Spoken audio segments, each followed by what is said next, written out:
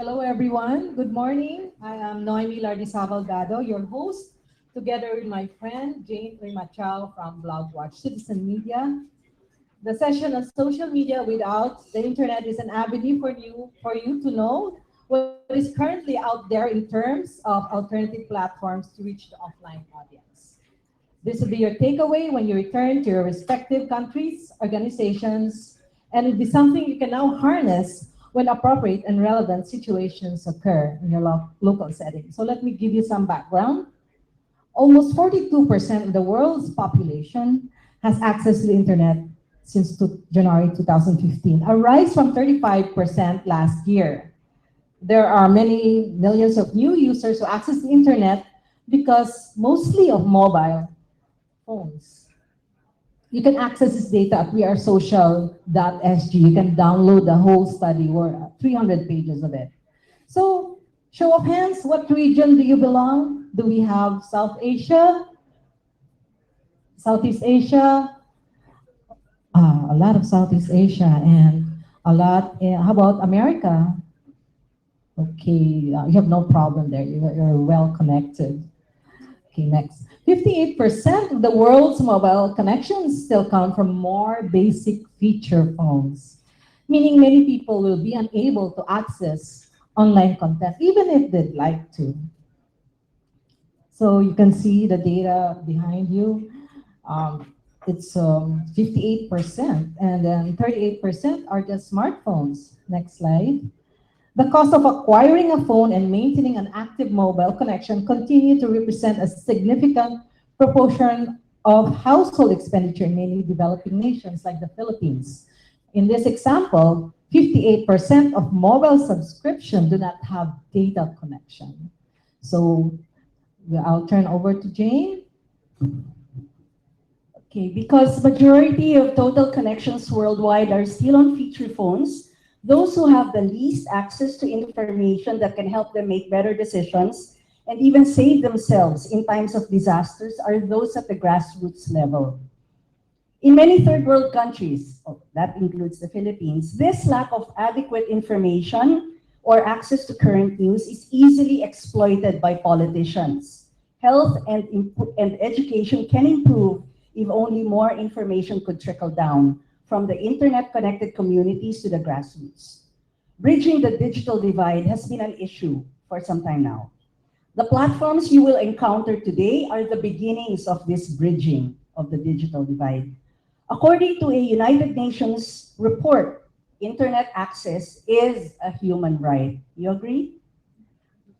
All right, Noemi. So being aware of the limitations of the internet, I'm always on the lookout for social networks or anything that can reach me off to the offline audience. And somewhere in mid-2012, I was introduced to Bubbly. Anyone heard of Bubbly here?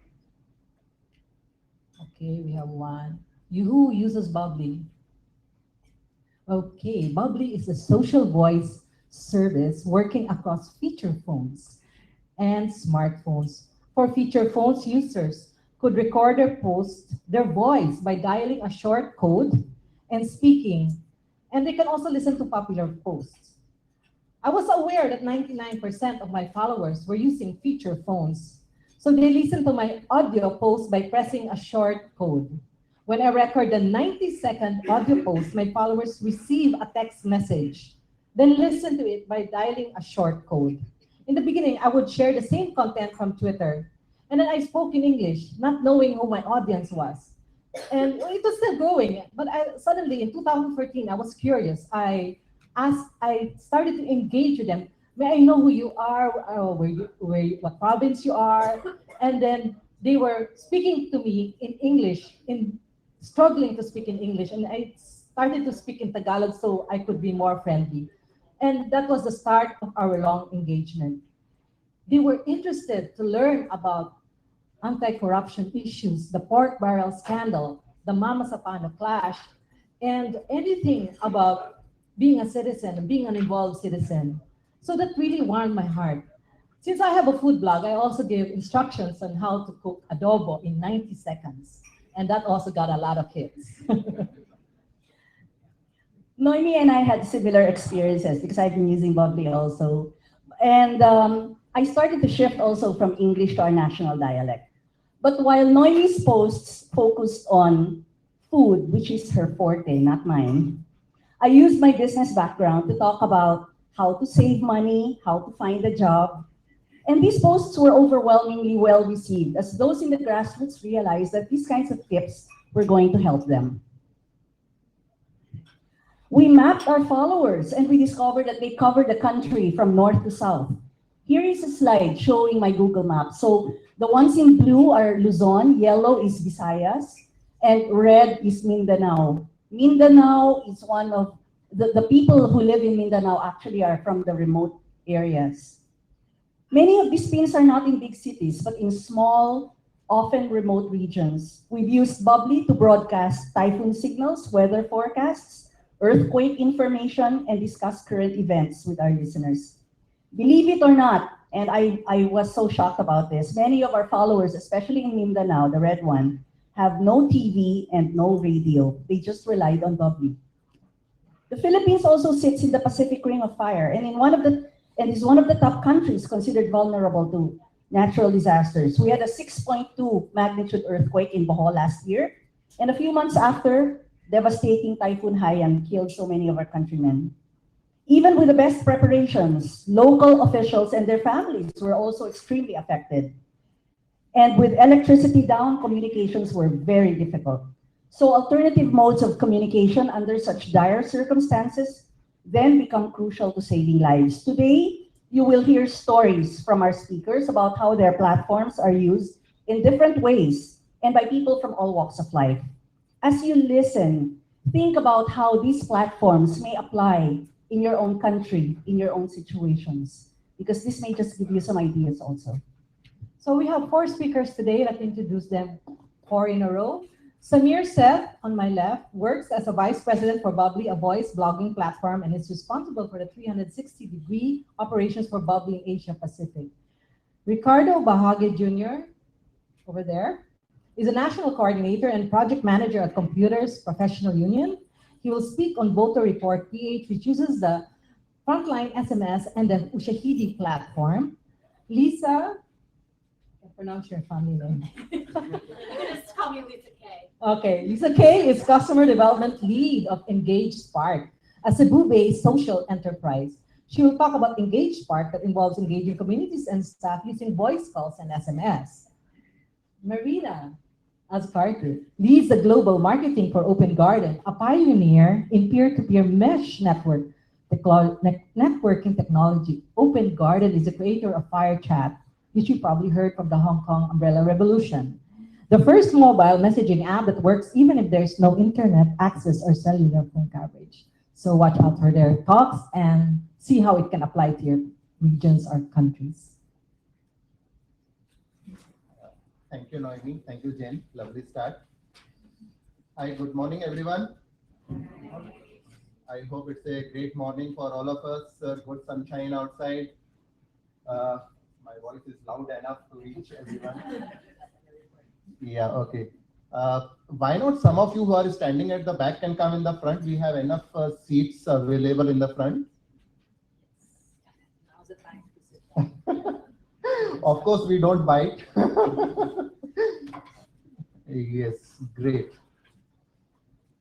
So, by the way, anyone here who is not familiar of social media? So, all of you, of course, are familiar of social media. Anyone who is not using a smartphone but having an ordinary phone, which we call feature phone? Okay, good. 1, 2. Anybody else? 3, 4. Okay, great. So still some people are using the feature phone. Tell me, the feature phone users, how do you use the social media using your phone? Can you? No, you cannot. Okay. Okay, great. Well, social media nowadays, you believe it or not, social media is the largest activity on the internet. We all know this. People like to talk about the politicians, whether they like it or not. They like to talk about the celebrities. They like to talk about food, restaurant, weather, anything. So social media is changing the way we express our thoughts, our expressions to the audience, and that is a very clear fact. Noemi has just shown you some presentations earlier about the penetration of the internet and the mobile phone across the globe. And when we talk about the particular region, let's say Southeast Asia, we see that internet is approximately, it is 30 to 35% people can access the internet, where mobile is certainly giving you the good numbers in the countries like Philippines, Indonesia, the emerging markets. There the penetration is up to 110%. And that is perhaps due to some people are using the multiple SIMs. They are having 2 SIMs or 3 SIMs. So numbers are good. But yes, undoubtedly, mobile phone penetration is much higher than internet and any other media. Well, I was also reading one blog, that too also from Philippines. The title is that I came to know about the earthquake before my president did. So this is the kind of the strength of the social media actually is in today's world. Well, now coming to the bubbly, because these are the common facts we all know. Noemi has already expressed all the facts to you. Bubble motions, we emerged with this idea only, especially in the emerging markets in South Asia, particularly where the internet penetration is lowest across the globe. It's only 19% here, 35% in the Southeast Asia. But if you see the population, so here the population is almost half of the world's population with such a little penetration of the information or information age. So that is how we immerse the idea of bubbly, so that people can use the social media even without the internet. So what we did is that we integrated the social media, the voice blogging services with the help of telecom carriers in the respective countries over the IVR, over the SMS, or over the UMB, so that the people can just dial in and they can access some information about their top celebrities or about peer-to-peer. So we are having major 2 categories here. One is about the celebrities, where the people can access the celebrities, something like Mom Blogger, which is Noemi, Philbeat, that is Jane. So they are some of our premium content providers in Philippines. So similarly, we have more than 1,000 premium bloggers across the globe who are proactively updating the blogs and sharing the information with their followers. Information can be about anything. It can be about the information, just pure information about the news, information dissemination for the disaster management, or pure entertainment by some artists, famous singers, music bands, or about anything. We also have peer-to-peer. So because people in this part of the world, they like to talk, they love to express themselves. So they can create the blog just by dialing a short code if they are using a very simple basic feature phone, or they can download our free app from App Store or Google Play, and they can register themselves for free, and they can start playing around, create their blogs, share with the friends, and so on. So here we started the concept in 2012, and as of now, we already have around 48 million active subscribers across the globe. And Philippines is our most active user base across the globe. I think we should applaud for the Filipino bloggers, and they are really doing a fantastic job. We are having almost 7 million users in Philippines alone. So this is what about the bubbly. Bubbly has really done quite well in some certain conditions. Let me share some interesting facts about the bubbly. For example, in the recent floods in Jakarta, I know there are 1 or 2 of you from Indonesia. They can also see one of the picture over here, that is near the Hotel Indonesia circle. And recently, just last month, there was a massive flood that happened very early morning due to the very heavy rainfall. And that was a working day, it was Monday. And all the small kids, they had to go to the school as their routine. But other channels could not, of course, it takes time to broadcast information, to disseminate the information using the official channels. But somehow some school principals and administrators, they use the bubbly to broadcast the information. And thus this information could reach to the parents, to the guardians, to the students on time, and they could avoid any unforeseen situation in the city. So this is how it helped a lot. Well, let me also same time give you some another interesting stories from Japan and Vietnam if somebody is from that part of the world. Vietnam and Japan, they are non-English speaking countries.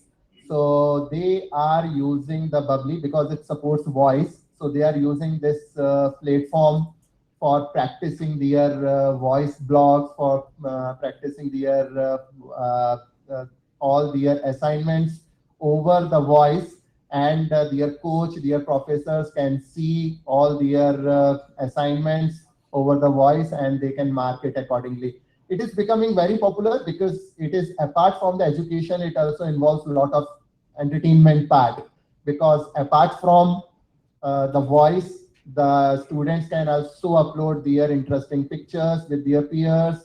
And so it is something like your Twitter and Instagram over the voice. So that is how it is generating a lot of interest among the youth. And though the platform is not meant as an educational tool, but I mean, users are the one who know how to actually exploit a platform or how to actually utilize a platform.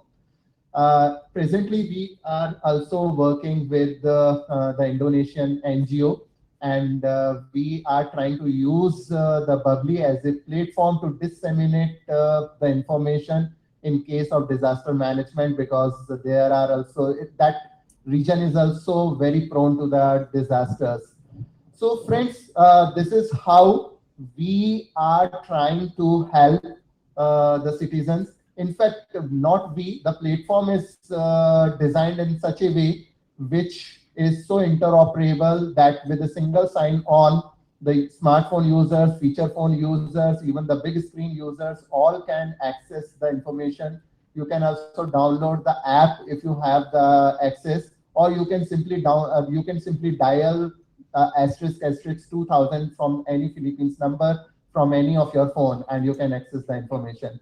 Well, I will be available for the questions and answers round. So we will certainly discuss on one-to-one during that session. Over to the next.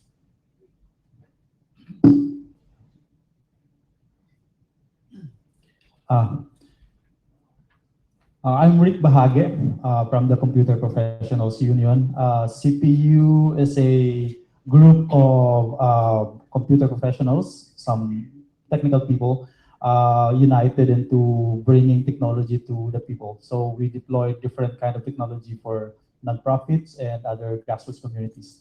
This particular project is not really an app that you can download and then you can use. It's a combination of various open source tools created by other people, and then we thought of combining them and then offering that platform to the grassroots.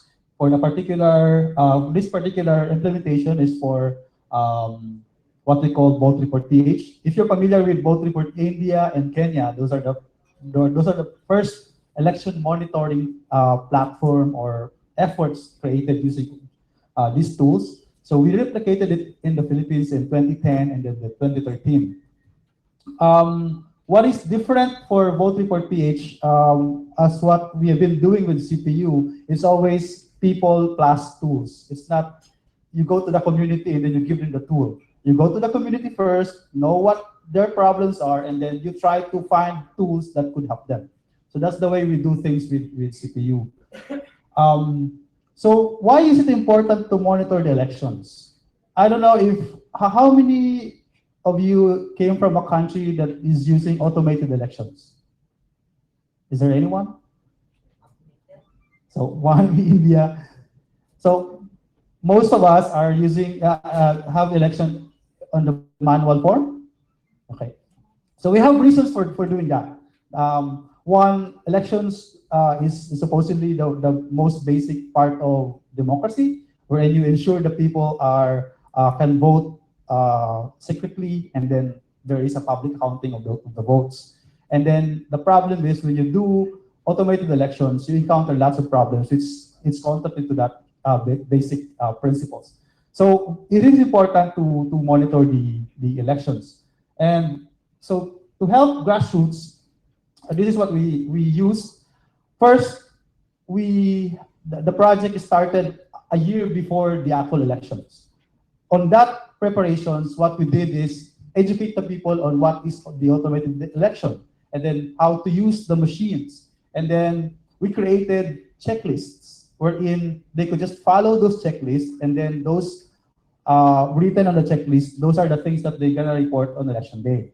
So it's a lot of effort before the actual monitoring begins. And then while we're doing the trainings, so that's for about a year, we're also developing the platform. So basically these tools, SMS Sync, also from Oshahidi, and then back then Frontline SMS. We also use Frontline SMS with SMS Sync, and then back then Frontline SMS, we feel that it's not that friendly yet for administrators. So what we did is we created some simple site wherein the texts are all consolidated, and then some little programming. So these are the tools. And then we have this project basically uses SMS. So we have those tools on the headquarters, and then we propagated these numbers to the volunteers. So that's where the 1 year preparation on education comes in. You are able to propagate these numbers for about a year. So we partner with other organizations. So this one is Contradaya. And then we have our own number, and then these numbers are all consolidated on that platform. During election day, we have volunteers. These volunteers, because in 2010, our first lesson is we tried to implement some keywords wherein, like, if you're reporting about a particular anomalous or fraudulent activity during election, you use some keywords, and then it gets consolidated. But on that experience, most volunteers, since they are basic masses, I mean peasants, workers, they are not able to like memorize all the short codes or the keywords. So it limits the reports that we got. So what we did for the 2013 election, we just told them, this is the number, report whatever you see on the checklist. No keywords, no kind of pre-coding to do. So just report it. So that's why when you do that, you'll get reports that are not really relevant for the actual election. So you get reports asking for loan credits. I mean, can you send me 5 pesos and then I'll try to report. So you get lots of that stuff, or say, hello, how are you? So the machine is, since the one receiving the reports is a machine, it will not answer.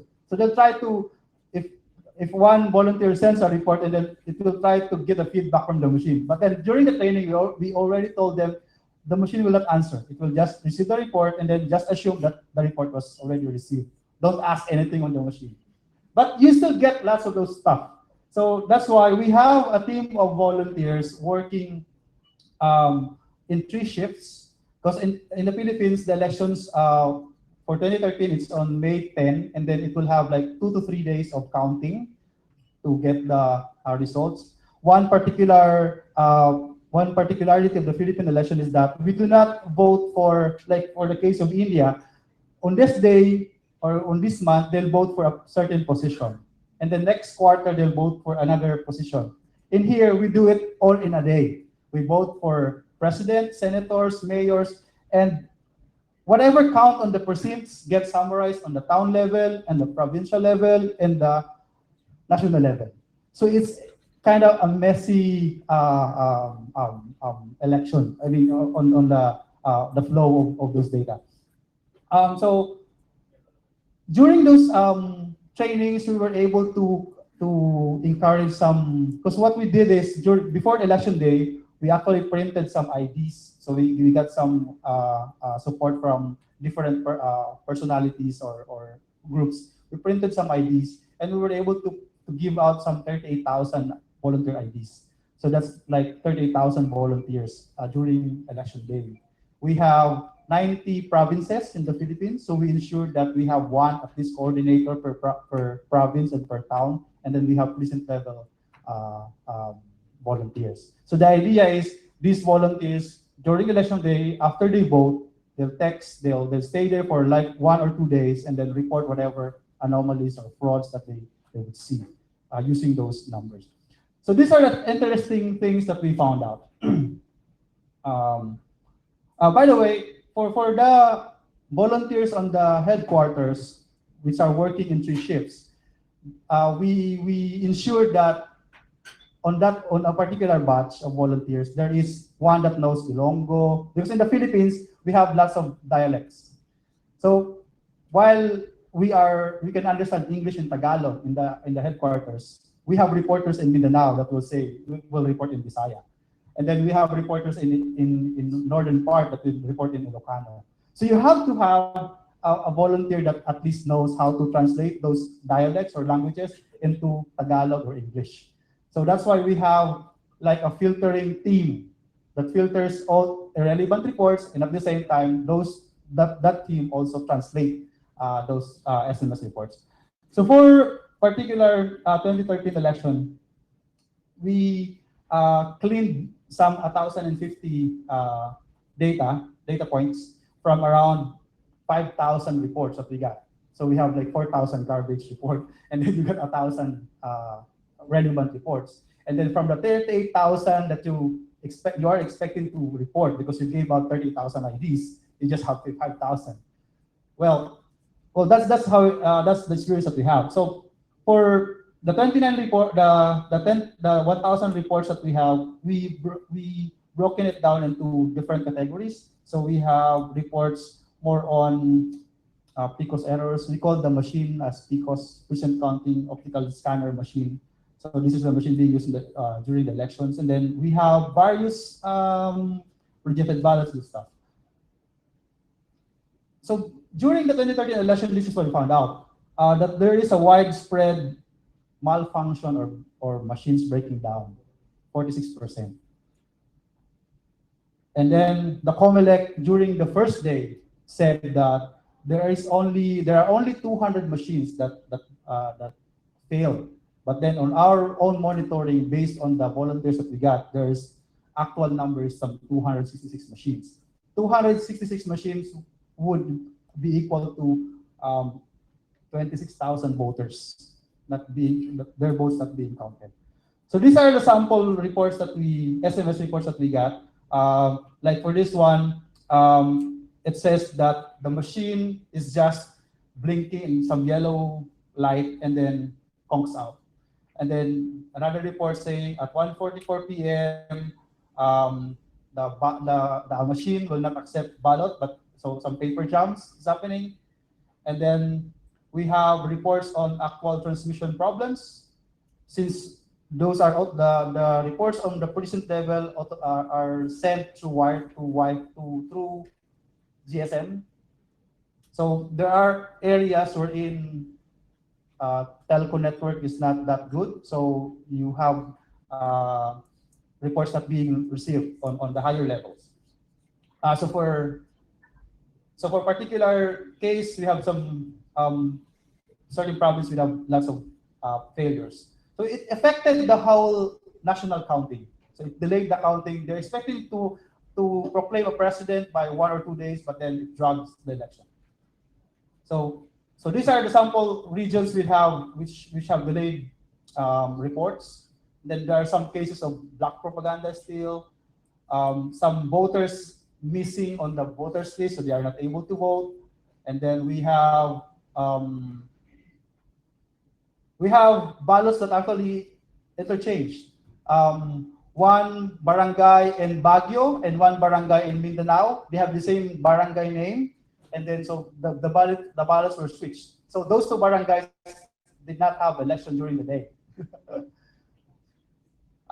So we have failures of elections, and then we have in the Philippines, it's state forces are not allowed on the precincts, but we have reports like this. So yeah, so the whole you're gonna see here the whole automated election is a bit not I mean it's not smooth. So I don't know, in your country is it like a peaceful elections? In here it's rare that we can have peaceful elections. This one is a report for the 2010 elections. This is amazing. The actual automated machine reported that there is a registered voter of about 153 million. That's the machine count. How big is the population of the Philippines back in 2010? We're not even 100 million. But then the machine recorded that it has 153 million. That's amazing, right? So just to conclude, this whole project is a bit not really, it's a combination of getting people engaged and then providing them the most simple tool that they could use for whatever reporting that they're gonna do. So moving forward, we're looking for other partners in the local scene, such that we'll have more volunteers, and we're adding new tools for this project, such that when 2016 comes, then I don't know, we will have more quality reports, more volunteers, and I don't know if we're gonna have a different election. Hi, I'm Lisa, and I'll be talking about the tech startup that I work at, Engage Spark, which is a not-for-profit social enterprise based here in the Philippines, in Cebu City, which is an hour flight south of here. Next. So yeah, so that's me. I love horses. That's the most important thing, more important than my last name. It's me at a rodeo in the Philippines. So yeah, we're also passionate about allowing people to share their voices with in the simplest way possible, and to communicate information to them in the simplest way possible. So besides just SMS, Engage Spark does SMS text, but also the tool that works on any phone, any of those phones, the smartphone, a feature phone, or your original dial phone, called the voice call. So you might have heard about Typhoon Haiyan, which devastated the Philippines in November 2013. So international NGO Mercy Corps and their partners created a program called Tabanco, which gave mobile cash transfers to 20,000 survivors of the typhoon, and just won the 2015 Global Mobile Award for Best Use of Mobile in Humanitarian or Relief Work. And as part of the program, they wanted to do they did do a one-time financial literacy training with the recipients of the cash transfers. But they also wanted to do ongoing training using mobile phones and do quizzes to find out whether or not the recipients understood the trainings. So they use Engage Spark to send the mobile messages and receive answers from a quiz. So you can go back to that one. So they modeled their stories after a very important form of media here in the Philippines, which is soap operas. They wrote nearly 30 soap opera style stories about a Filipino couple named Ben and Joy, where the couple would talk about daily financial issues that they were going through. For example, should they save money for their daughter's school, or should Ben use the money to gamble in cockfighting? That's really a problem. At first, Mercy Corps was only going to send the stories via SMS text message, and the recipients would text back, text 1 for cockfighting, 2 for daughter's education. But we suggested also using pre-recorded voice calls where the recipient would receive the call, hear the soap opera story play out, and then press 1 for this answer or press 2 for this answer during the call. That's next. So they decided to do both to test the effectiveness, which they sent some recipients the stories via SMS and some the pre-recorded voice stories. And this is the results from one batch of the stories. They did 11 stories in this batch. So this is the results of the SMS polls for 6,987 people. And so the total poll questions sent was 76,000, and they received responses from 5% of those people. And out of those, some response questions, exactly like Rick was saying, were, who is this? Or they would, can you send me load? But there were actually about 1,600, or there were 2,263 valid responses, and out of those, 74% got the right answer. So that was really good for Mercy Corps. They were able to see that their training was successful. And then this is the result of the voice polls, which they originally did this for fewer people, 1,226, because a lot of times people see voice calls as more expensive than SMS text, so they don't tend to do them. But the total number of responses was 37%. So actually, as many people, like they got as many responses for the voice calls, even though there were, 1/6 of the people, and a similar accuracy rate. So about 72% of people got the question correct. So we joined Mercy Corps in talking to program recipients. Our team visited a lot of the recipients to find some of the reasons the voice call engagement was so much higher. And one pretty obvious thing is it costs something generally for a recipient to send an SMS back. It's possible if you use a short code or some other things, but sometimes that's very difficult to set up, especially last minute. And it doesn't cost the recipient anything to respond to the voice call poll. They just get the call and press 1 or press 2. And then additionally, the voice call was very engaging for participants. So they really loved listening to it. I lived in the United States originally, and you get a lot of, hello, please vote for Obama during election season, robocalls, and you get really annoyed and screen your calls during election season. But these type of people, they had never received an automated voice call before. They loved it. We asked them how long they thought the messages were. They said 10 minutes. The messages were 2 minutes. And they wanted them to be longer. They loved them.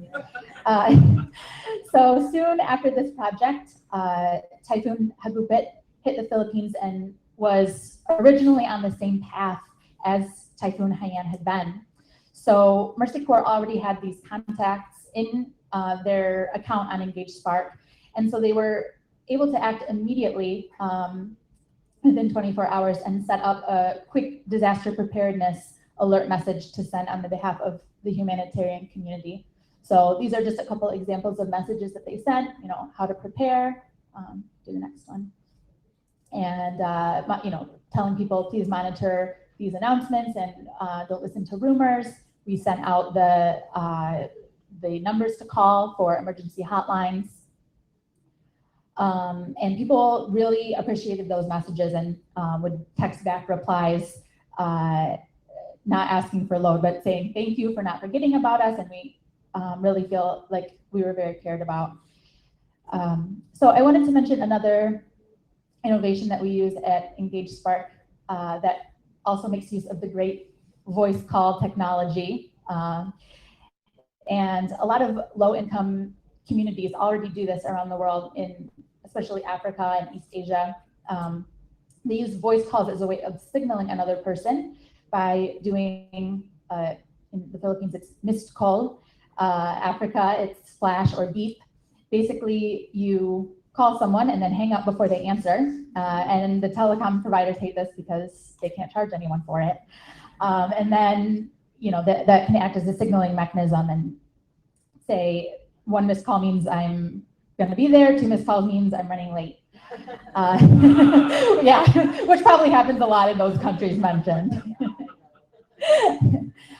So this is another great way that low-income, marginalized groups can share their opinion. For an example, an NGO could advertise over the radio, here is a local issue, to share your opinion, do a missed call to this number to vote yes, do a missed call to this other number to vote no, and then they can collect the reports, and it would be free. Also, people could self-register themselves using Engage Spark for a mobile campaign by doing a missed call to a phone number, and Engage Spark could immediately send them back a voice survey, and then they could, all that would be free. They could just press 1 or 2 and you can get all the answers. So just to show you quickly the tool, you can send your campaigns, engagements, contacts, and reports. You can pick which kind of message you want to send. It does announcements, alerts, polls. Just very easily you set up your messages. So we wanted to create a tool that you don't need any tech savvy to use it. You can use Facebook, you can use this tool. Because a lot of NGO people who are very good at doing these types of programs, they're not that technologically sophisticated. Even I've worked in corporate tech and I'm not that technologically sophisticated. You can insert customized data, the first name, translations, keep going. You can set up the second step, what your contacts are, and then the third step is you launch and send, and then you're done. And then do the last slide, which is then you can view reports. Basically, if you ask people what is your #1 daily concern, here's just a sample, physical safety, food, nutrition, and you could very easily see what people's responses were. So you can actually do this to test it out. If you write down this phone number and send a text message to it with the country that you're from. So you're ready, it's a Philippines phone number. So if you're international, it'll be an international text. But +63 is the Philippines area code, and then 915-865-2123. So that's 6391-586-52123 with the name of the country where you're based. And then I'll tweet I'm LKAL213. If you text that number, I'll send you it will automatically send you a message with that. Yeah, I'll repeat the number one more time. Yeah, sorry, I don't have a slide with it. 63 is the country code. 63 is the country code. 915-865-2123, and then text the name of the country. And after this session, I'll tweet a graph with where people are from this session. Yes, I put if you text that message, you'll get an automatic reply back, and it will give my Twitter handle, and it will also give you the hashtag that I will use to post that. So you can check that right after the session.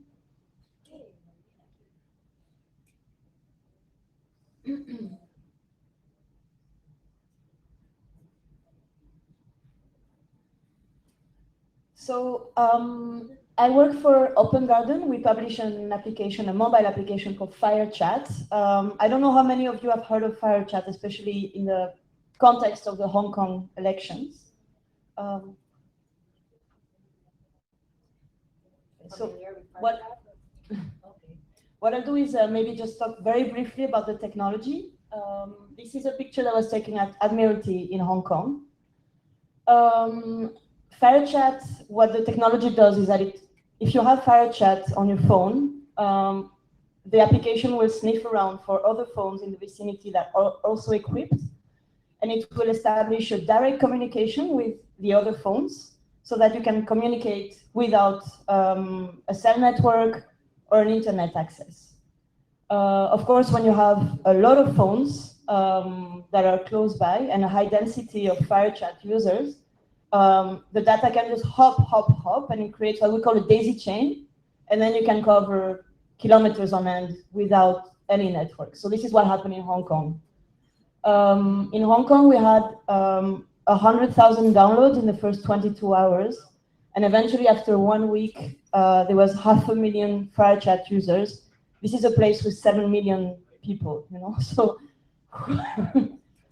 next one. I have more pictures of Hong Kong. Yeah, so this is what Time Magazine said.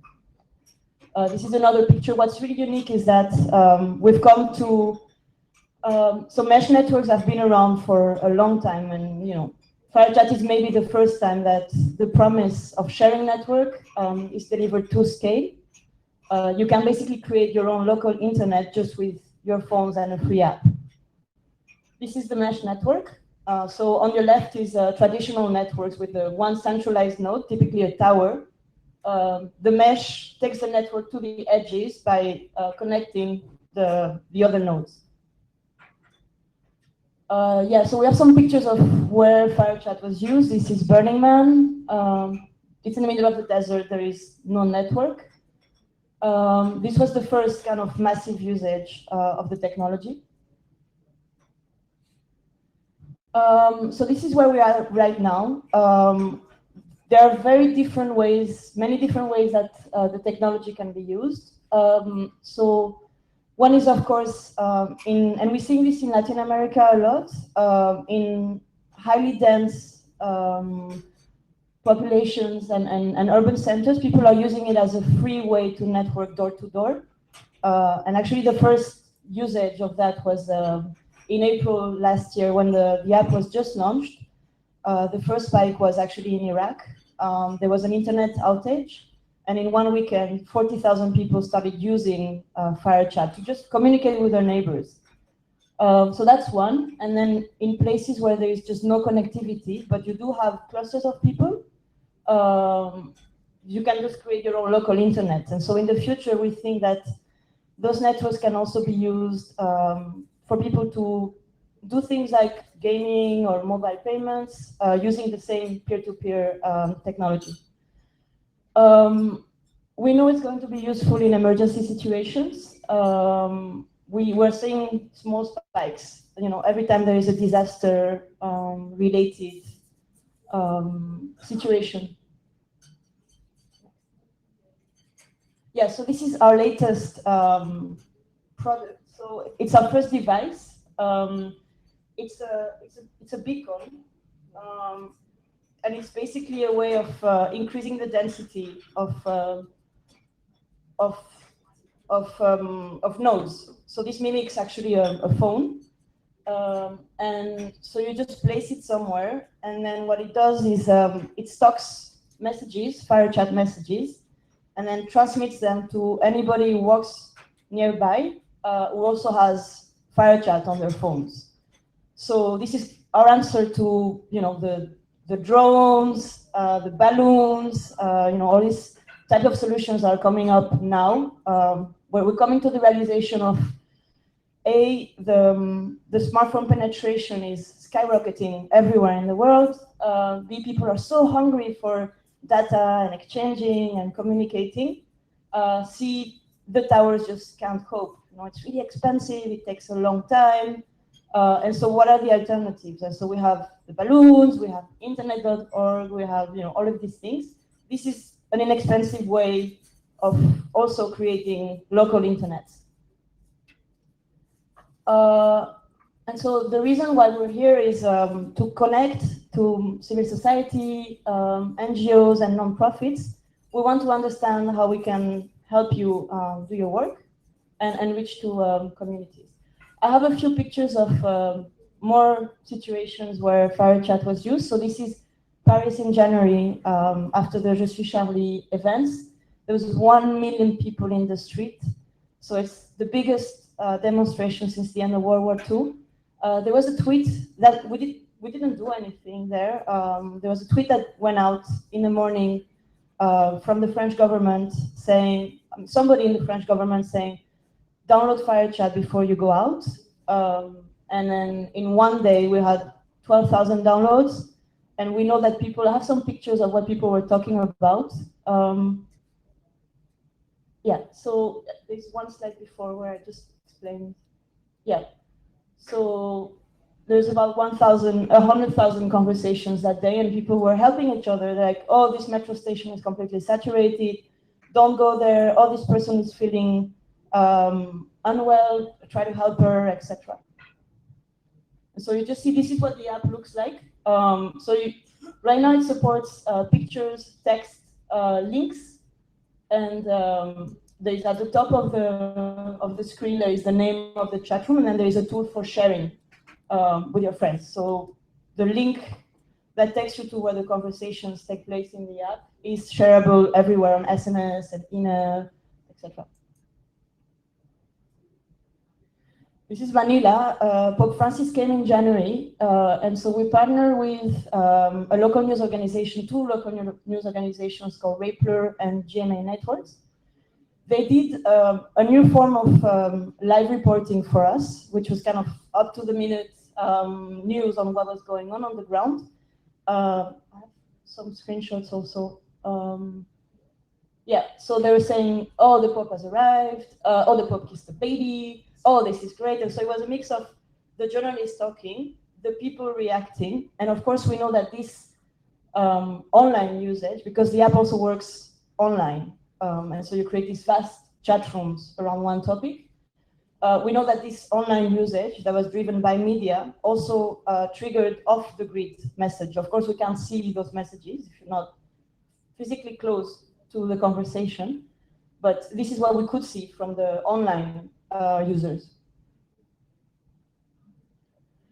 So if you want to experiment with the app, we've created a chat room for RightsCon. And so what you have to do is just get the app on getfirechat.com and then follow this link from your mobile. Just enter it in the browser of your mobile, and then you'll be able to just join the conversation that we're having about RightsCon. And it's also a way, in situations like this, like a conference, for people to stay in touch after an event. So it creates its own community. Maybe we'll just go back to, yeah. We just won Brexit. We'll just leave that, maybe the slide with the chat. That's it. Thank you. Okay. So we're ready now for questions. Any question? Yes. Can you come up to the mic, please? Hi, I'm Angie from Access. So, so because Access is focusing on digital security a lot, I guess like one of my main concern for FireChat and also for all the other apps presented today is like the security issue. Like what is the security level for these kind of apps, and how accessible for the security information for the users, and how easy for the user to understand and defend themselves to avoid from the adversary attack, also from like spams. So like this is my question. Thanks. Okay, can we have those questions answered very briefly so that we give Start with Marina. So you're right, it's a really good question. So FireChat is a many-to-many messaging application for now. So everybody can see all the messages. I mean, we've always been very clear that there was no privacy. We encourage people to use pseudonyms if they want. So, we're always very clear that you shouldn't type anything in FireChat that you don't want anybody else to see. So yeah, and what we also do is create verified accounts for trusted voices. So typically in a situation like a protest, you would want to have a journalist, for example, saying, this is my voice, I'm standing for what I'm saying. So yeah. Yeah, our CEO is from Silicon Valley with 3 corporate data company startups and exits before he moved here. So, and I worked with an NGO before, and just with some of those backgrounds, it's so difficult, of course, so many communities, but I guess personally, and then with our organization, everything is encrypted. We try to make very clear anti-spam policies, and there are similarly like you can't just log in and send a million messages. We can will flag that instantly and block it. But I think that is super critical for a lot of these tools. If you don't have somebody coming from that kind of background who knows the digital security measures then that need to be in place, because this is people's private data that they're sending back. So. Yeah, about the bubbly. So we are basically registering the user based on the local SIM which is used in your mobile phone. So spamming is no issue because we are sending the pass keys to that particular number for a verification. Number one, that is only possible if somebody is cloning the SIM, but then it is beyond our control. Then it becomes the issue for the telecom carriers. That is one. Number two, about the content. Yes, this becomes a real concern for many of people. So what we do is we are doing the moderation on the content. So we have some certain tools that moderate the content, and we try any abusive or any language which might hurt the community. So we are trying to do that. But again, there are some challenges when it comes to the local languages, like perhaps Filipinos or Indonesian, because our tool may support the English language very well, very accurately, but may not support that accurately to the local language. Then we have to depend on the manual moderation. So this is how normally we do when it comes to the security. Yeah. Yes. Hi, thank you for your presentations. I have a specific question. My name is Sita Penny-Gangatar, and I'm with New America's Open Technology Institute and the Data and Society Research Institute. And I had a question for our gentleman who talked about Vote Report. I was really fascinated to hear the extent to which you have this vast volunteer network. And it seems like, I guess I wanted to know what research or feedback you've generated from that volunteer network, because it seems like one of the biggest outcomes potentially is like the community that's developed around this work and the possibility for that community to continue doing civic participation and other forms of political engagement. Yeah, actually for the community, it's a aggregate of all the volunteers that generated also by partners. So what we did is we have our core volunteers. So that's the volunteers manning the headquarters. So that's around some 30 to 40 people. So mostly students who speaks different languages. And then our partner organizations, so those really are their volunteers. So they just broadcasted our number, and then so they used our number to report. Then we ensured like 1,000, at least one per town, so that's 1,500 volunteers, coordinators that we are maintaining. Because since election is every 3 years in the Philippines, so they are and we are again using the same technology for the automated elections. So we have been coordinating with them on updates and stuff. But the 38,000, most of them are volunteers by other organizations. So what we have is around some 2,000 volunteers that is really our own. So we are continuously engaging with them because election is again coming, and the same technology. So we're hoping that by 2016 it will be an easier thing to do because the same sets of tools and stuff. So let's see. I'd like to add also, because we're partnering with Computer Professional, that it is the volunteers, not just for election day, that they have to also watch their vote. And this is one way we will continue the engagement after the election. So that's where we come in. So the next question, sorry, you'll be next. Hi, my name is Jody from HIFOS, Regional Office of Asia. We're based in Jakarta. I'd like to ask questions on the election portal. We're actually running a similar election monitoring in Jakarta, and then expanded to 7 cities in Indonesia. We built apps on mobile phones that citizens can report. What I would like to ask is, how do you engage the government? I think this is probably common, like on the entries that generated from your project? How are they responding to them?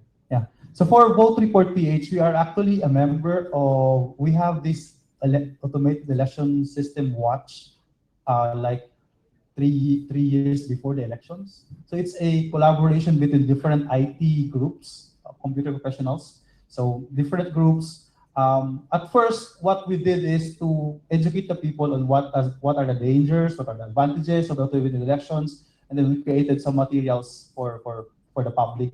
And that group, AS Watch, which is Vote Report and CPU is a member, we've been engaging the COMELEC even before the actual implementation. To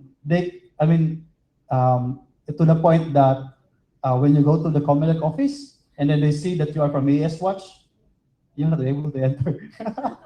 Because they already know you. That these people are always saying automated election will not do good and stuff. I mean, we have extensive research. We have 30 vulnerabilities. We call it 30 vulnerabilities and 30 how to fix those vulnerabilities. If you fix those 30 things, then we can go on with the elections. We presented that to the COMELEC officers. We even have one or two commissioners supporting us, but then they just want to go on with the automated elections. So just like while the COMELEC did not heed our whatever engagement we had, most of the predictions that we had before the election, it happened. So we have problems on transmissions. We have problems on. We actually have ballots that are larger than the feeder, and then the teacher have to cut that ballot. And then when the whole ballot box where in the machine is put on top, some teachers would have to like pound it with a ruler such that other ballot could get in. So we have those kind of problems that even before election day, even before the implementation, our network, Vote Report, and all other IT groups have been engaged in the COMELEC that these are the dangers. We're doing it for like a year because we implemented it for less than a year, and they say it's good, it's great. And then so with the reports that we have, that's what happened. So this is a question for Lisa, I think. So how worried are you about novelty effects for these interventions? You said that people were really excited because they were getting called for the first time by these robots. The fourth time is significantly less exciting. That seems like a concern. So again, I think that we found that in a very interesting way for like, so where are you from, may I ask? Yes. Okay. So we kind of have I'm also from the US, and I don't know how many other countries robocalls or autocalls are really negative connotation or really a thing. But I mean, we sent these people a lot. I mean, there were 11 automated calls, and the response rates increased and the accuracy of the response rates increased. I think probably also because they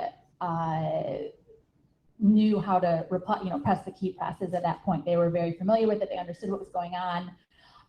And so honestly, like, I think it depends on the context that you're in and if you're sending valuable content to those people.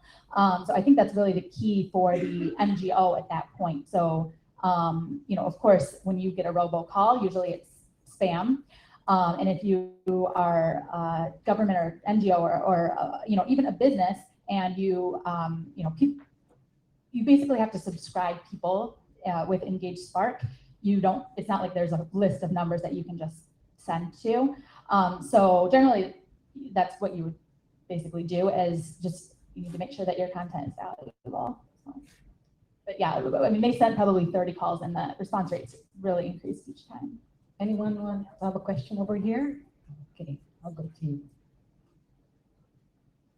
We have 10 minutes for questions, so let's have as many as we can. I'll be quick. Hi, I'm with IREX, international nonprofit organization. I was just wondering about the localization of the apps, in how many languages they're available. Thank you.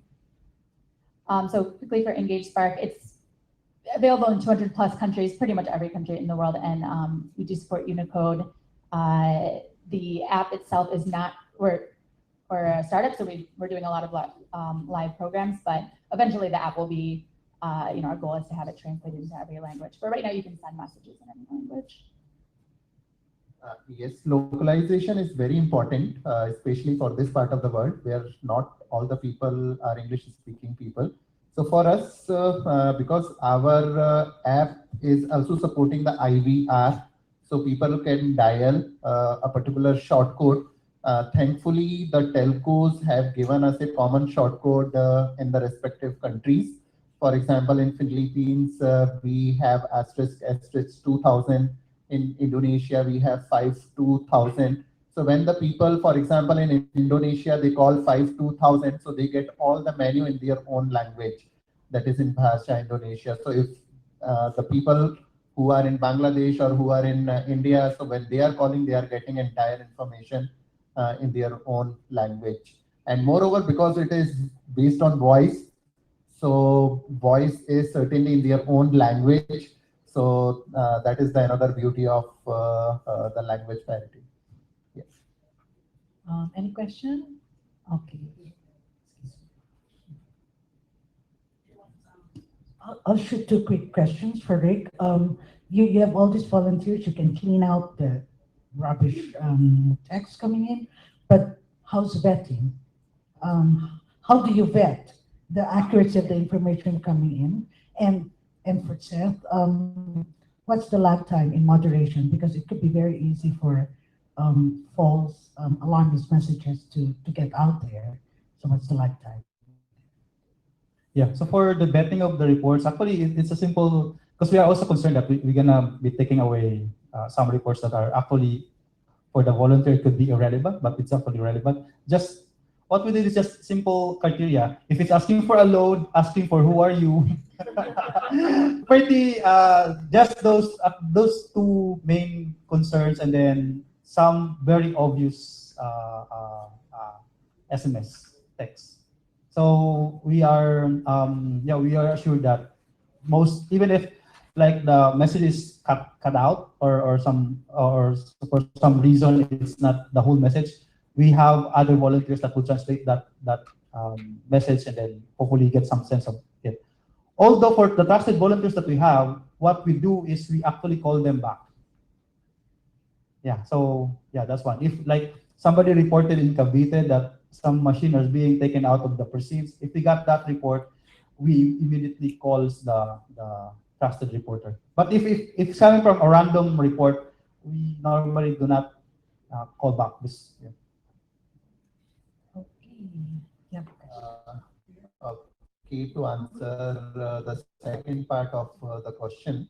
So first, like any matured platform provider, even we, for every time for the first time user registration, we have the privacy policy to agree upon by the user before entering into the platform. Number two, we strongly believe that instead of blocking, educating is more important. So we timely educate our all subscribers in their native language by sending the text messages on their phones. We try to educate them that how to blog, how to share with the friends, what to speak, how long to speak, and so on. Number three, like I said earlier also, that we have the moderating tool, but they only control only the abusive or offensive language or any racial comments. So that based on the text part, we can easily control. Over the voice, certainly we need to do it manual moderation, but that is not on all the voice comments or on the voice blocks, but that is done randomly. So our moderators, they do check, and in case they find any such language, they try to block that. So this is how we do it. I was just going to share a quick thought too, which is that, I mean, a couple of these issues like verifying reporting and, determining whether something is offensive or not, this is stuff on the internet or on these kinds of platforms as well. So I think it's probably those, there's probably other panels later in the session that are dealing with those things, because that's something that we all deal with. So that's just something to take into consideration. Yeah, one thing also that we added is that while we capture all those what we think are relevant reports, we have other partners like one with Contradaya, and then another group that is monitoring the elections through workers. So what we did is we make those reports available to them, and they'll be the one to filter out which reports is relevant for them. So in a way, we are able to capture all the reports and then offer other networks that would be reporting about engagement of workers using on the election day using the platform. So we have those kind of layers. A bit, if you would say a bit manual or would lengthen the time of reporting, but it's a way to ensure the data are going into or the relevant data are going into the particular sectors. We have one last question here. I have a question for you as well. I come from Sri Lanka, and we came through a very sort of landmark election, and we had a similar, not similar, it wasn't as elaborate as this, but it was working on WhatsApp and SMS. But I was just curious to know, is there any interest from the community or the volunteers that are giving in the information? Do they want to know the outcome, or is there any access for them to know some of the results of that information? Just curious to know how that works. So if the volunteers are able to get feedback from the... Yeah, no, I like, since they're contributing, because this was one concern that came up. They're giving in the information, do they know what the outcome is or the results? Yeah. Actually, the presentations that I used here is a modification of the report feedback that we did for the volunteers. So while the system will not immediately send back a thank you message, after the election day, we see to it that at least on every town that we did some trainings, we report back this whatever outcome that we had. So it's a way to encourage them that in the next election day, it will be the same thing that we're gonna be doing, and we have to do it better. Okay, so that wraps up our session. If you have any questions to our speakers, you can contact me after, then I can email you a soft copy of the introductions. Or I just have 2 extra here. So I hope you learned something, and you can take back some of the technologies in your NGO or your organization. We'd like to continue the conversation. So if any of you, even after RightsCon, suddenly have ideas for your own country, we would love to hear from you. Our contact numbers are there under BlogWatch. Feel free to email us and tell us what your ideas are. Thank you so much.